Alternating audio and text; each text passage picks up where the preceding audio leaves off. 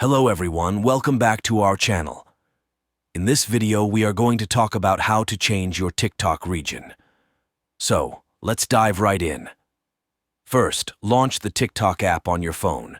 Tap on Profile, located at the lower right corner of your screen. Next, tap the three horizontal lines at the upper right corner. Some options will appear at the bottom. From these options, tap on the Settings and Privacy option to access your settings. From here, tap on the Account option. Now tap on the Account Information option. In the Account Information section, you'll see the Account Region option.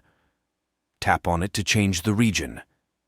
Here you'll see a list of regions. Select the region you want. Please note that if you change your region, you cannot change it again for the next 90 days. And there you have it. If you found this video helpful, don't forget to like and subscribe to our channel for more tutorials. Thanks for watching.